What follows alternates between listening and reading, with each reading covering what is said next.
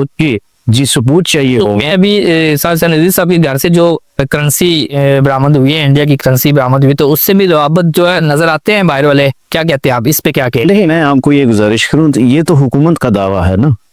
अभी वो सारे अरेस्ट हैं, जब तक उनका मौक़िफ़ नहीं आता, उनको सुना नहीं जा सकता, उस वक्त तक मेरा ख्याल है हम यही समझेंगे कि फलूदे वाले के अकाउंट से इतने पैसे निकले हैं। यहाँ जैसे शहद की बोतल जो है तब्दील हो जाती है, शराब की बोतल शहद में तब्दील हो जाती है। और इससे पहले भी बड़े बड़े जो सियासतदान हैं हमारे, उन पे ये इल्ज़ाम आता रहा है कि उनके घरों में इंडिया के लोग मुलाजमत कर रहे हैं। देखें, ये एक हिस्ट्री है पूरी। तो ये जब इस हिस्ट्री को या पाकिस्तान की तारीख को आप देखेंगे तो यकदम हम किसी की स्टेटमेंट पे यकीन नहीं कर सकते।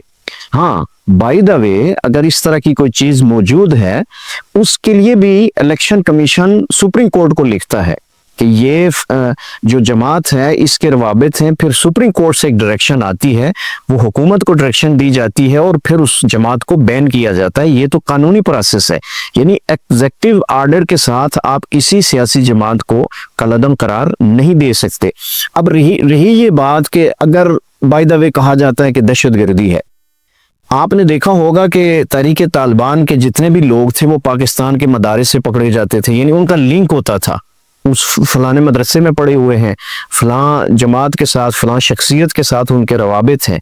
अब इस बेस पे आगे ये जो मसाजिद, मदारिस, इन पे क्रैकडाउन शुरू हो गया, उनको लॉक करना शुरू कर दिया गया है।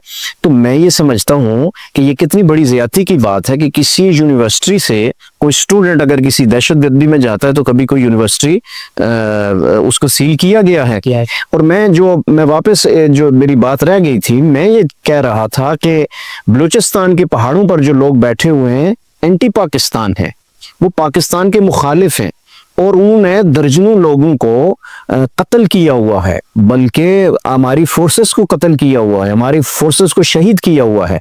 लेकिन रियासत उनके लिए भी नरम गोशा रखती है। उनके खिलाफ एक्शन चल रहा है जी नहीं, मैं इस पे अर्ज किए देता हूँ, एक्शन जरूर चल रहा है, लेकिन रियासत ये कहती है कि अगर वो हथियार डाल देते हैं, वो रियासती दायरे में आ जाए। तो इधर भी आ गया ना यहाँ रियासती है। हाँ, नहीं, मेरी बात पूरी सुन लें। अगर वो रियासती दायरे में आ जाते हैं तो उनके कत्ल भी माफ है, उनको रियासती दायरे में तस्लीम कर लेते हैं कानून और आइन को, तो फिर उन पे किसी किस्म की कोई पाबंदी नहीं है। मैं समझता हूँ कि टीएलपी जो है, उन्होंने रियासत के खिलाफ, स्टेट के खिलाफ न कोई बगावत की है, न ही असला उठाया है, और न ही मैं समझता हूं कि कोई ऐसे एविडेंस आज तक सामने आए हैं।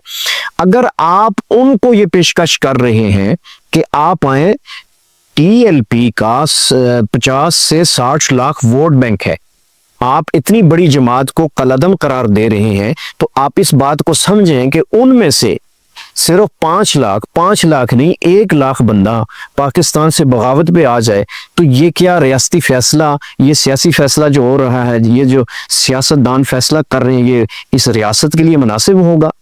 यानी आप लोगों को धक्का देकर दहशतगर्दी की तरफ क्यों लेके जा रहे हैं, या स्टेट के खिलाफ क्यों उबार रहे हैं आप? इसलिए मैं समझता हूं कि कलअदम करार देना कोई मसले का हल नहीं है। अब भी मैं समझता हूं कि जो हमारे मुख्तदर लोग हैं वो बैठकर इस बात को सोचें और इस अपने फैसले पर नजरसानी करें कि आप इतने वोट बैंक को एकदम, और वो लोग हैं जो नौजवान तबका है, वो लोग हैं जो सूफीइज्म लोग हैं, जिन्होंने पाकिस्तान बनने में, जिनके आबो अजदाद ने, बड़ी बड़ी हमारी दरगाहें हैं, उनका एक पूरी हिस्ट्री है कि पाकिस्तान बनने में इन उलमाए कराम ने, इन मुशाइख ने कितना बड़ा किरदार अदा किया। अगर किसी जमात में किसी किस्म का कोई वायलेशन आ भी जाता है तो उसको कानून के दायरे में लाएं।